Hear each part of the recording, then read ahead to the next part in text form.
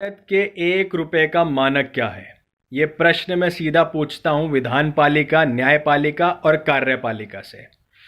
ऐसा क्या है इस 1 रुपए की मुद्रा का मानक कि जिसको कमाने के लिए बचपन से लेकर जवानी और जवानी से लेकर बुढ़ापे तक बेरोजगारी, गरीबी, भुखमरी, महंगाई, आपदा, भ्रष्टाचार, शोषण, आत्महत्या तक लोग आज करने पर मजबूर हो गए हैं?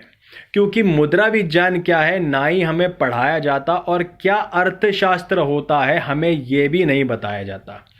इसकी वजह से आज पूरी दुनिया के 800 करोड़ लोग, 200 देशों की सरकारें कर्जदार हैं।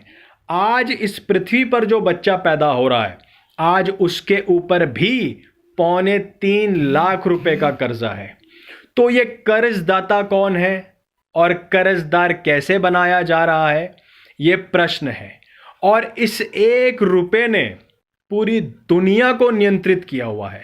आज हमारी सारी कहानी इस 1 रुपए के मुद्रा पे आकर अटक गई है और ये मुद्रा का असली अस्तित्व क्या है ये भी हम नहीं जानते।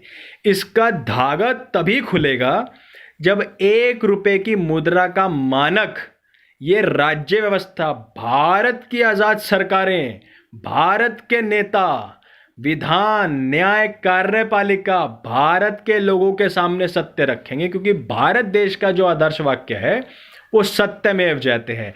न्यायालय का जो हमारे देश का आदर्श वाक्य है वो धर्मस्ततो जया है, यानी कि जहां धर्म है वहां विजय है। हमारे राष्ट्र का जो एम्बलम है वो सिंह है। तो मैं इसी उम्मीद में ये प्रश्न पूरी राज्य व्यवस्था के सामने रखता हूं, क्योंकि आज भारत की जो सरकार है वो भी आरबीआई की कर्जदार है।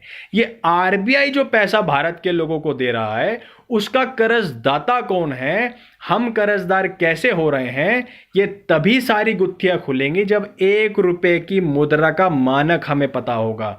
तो जल्द से जल्द जितने भी मेरे क्षत्रिय क्षत्राणी 18 से 35 साल के सिविल सर्विसेज में काम कर रहे हैं, आईएएस, आईपीएस, आईआरएस बने हुए हैं, तो देश में सत्यमेव जयते जो हमारा आदर्श वाक्य है, जो धर्म है, उसको करो।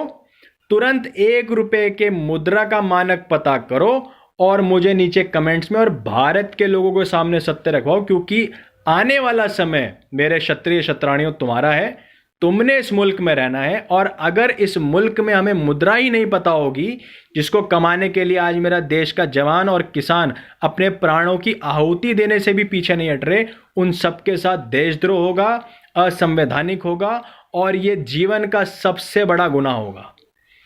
ओम नमस्ते।